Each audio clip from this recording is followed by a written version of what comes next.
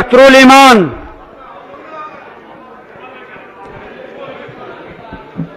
अध्यक्ष महोदय, पिछले दिनों में जो घटना घटी है उससे मैं समझता हूं कि पक्ष और विपक्ष दोनों लोग शर्मिंदा हैं और सिर्फ हम ही सदन के लोग शर्मिंदा नहीं हैं।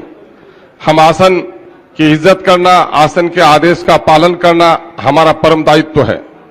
लेकिन मैं समझता हूं कि सदन किससे है? आदमी उसी वक्त आदमी है जब उसके शरीर में आत्मा है, और आत्मा निकल जाए तो वो लाश है, फिर इंसान नहीं है। ये सदन उसी वक्त तक सदन है जब यहां विधायक है, और विधायक अगर यहां नहीं है तो इस सदन का कोई औचित्य नहीं है और फिर कोई आसन भी नहीं है। इसलिए विधायकों के मान और सम्मान के साथ खिलवाड़ कभी भी बर्दाश्त नहीं किया सकता है। और सबसे ज्यादा मर्माहत आप होंगे, चूंकि आप कस्टोडियन हैं, हमारे गार्जियन हैं। रिश्तेदारों को, बच्चों को, क्षेत्र के वासियों को फख्र होता है कि हमारा नेता जीता है। अपने नेता का नाम ले लेकर वो शहर में हो, प्रदेश में हो, फख्र करता है। लेकिन पिछले दिनों में बिहार के विधायकों की पिटाई देखकर बेटा अपने बाप का नाम लेते हुए शर्माया है, पड़ोसी अपने पड़ोसी को पहचानने से शर्माया है कि वो विधायक मेरे क्षेत्र का नहीं, दूसरे क्षेत्र का विधायक होगा। कैसी हालत हमने देखी। मैं समझता हूं महोदय, मैं आसन को मशवरा देने के लायक नहीं हूं, लेकिन मैं समझता हूं कि हमारी सारी दिक्कतें इसलिए हैं कि हमने लकीर का फकीर अपने आप को बना लिया है। 4 करोड़ का बिहार, 2.5 करोड़ का बिहार और 12 करोड़ के बिहार में हम फर्क महसूस नहीं कर पा रहे हैं। समस्याएं बड़ी हैं, विभाग बड़े हैं, इसलिए सदन का समय बढ़ना चाहिए। सदन का समय नहीं बढ़ने के कारण ये सारी दिक्कतें आ रही हैं। महोदय, हमने देखा है, और आपने भी अपने बच्चों के हाथ से कभी कभी बच्चे ने चाकू पकड़ लिया है तो चाकू अगर यूं ही छीनने की कोशिश की है तो बच्चों की उंगलियां कट गई हैं। लेकिन जब मां ने चाकू पकड़े हुए बच्चों के हाथों में खिलौना पकड़ा दिया है तो चाकू वाला हाथ उनका ढीला हो गया है और चाकू को छोड़ दिया है।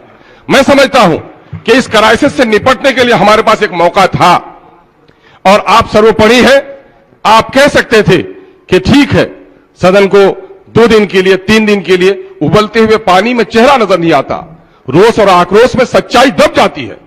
अगर आपने समय दे दिया होता, समय बढ़ा दिया होता तो शायद ये स्थिति पैदा नहीं हो सकती थी। मैं मशवरे के तौर पर कह रहा हूं। लेकिन मैं कहूंगा आखिर में कि इस बात को लेकर बहुत दिनों तक प्रेम किसी से कितना भी हो, हम मुर्दे को अपने घर में नहीं रह सकते, उसको दफनाने ही में भलाई हमारी है। तो इसको दफनाने का उपाय होना चाहिए। क्योंकि सत्ता पक्ष में जो लोग होते हैं, कहा किसी कवि ने कि फलदार ही के दरख्त में होती है पत्थरों की चोट, न हो जिसको यह हौसला वो बेसमर रहे, यानी फल नहीं आएगा। जिनके गोद में बच्चे होते हैं उस महिला का आंचल गंदा होता है, जो निसंतान होती है उसके गोद को कोई गंदा नहीं करता। सत्ता पक्ष को चाहिए अपना बड़ा उदार दिल करे। और मैं विपक्ष के लोगों को भी कहूंगा कि माफ करना बड़प्पन है, और गलती को माफ कर देना दूसरों के, यह भी बहुत बड़ा अजीम कारनामा है।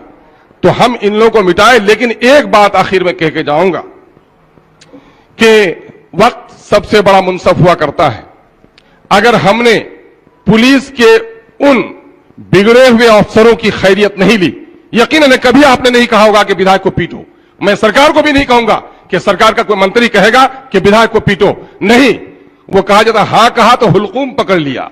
थोड़ा सा उनको कहा कि क्राइसिस को मेंटेन करो, मार्शल को मदद करो, तो मार्शल को मदद करने के बजाय जो पुलिस और नेता के दरमियान में दुश्मनी है, पुलिस ने इसको मौका माना। महोदय, महिला के साथ जो कुछ हुआ है तो मैं समझता हूं वो खेद का विषय है। पूरे सदन को खेद व्यक्त करना चाहिए। मैं समझता हूं कि पूरे सदन को खेद व्यक्त करना चाहिए और उस मुर्दे को दफना देना चाहिए, और हमारे सीनियर्स जो फैसला करें हम सबको सहमत होना चाहिए। आपका निर्णय आखिरी निर्णय होगा। अपने दिल के भरास को सब लोग मिटा लें। बहुत बहुत धन्यवाद।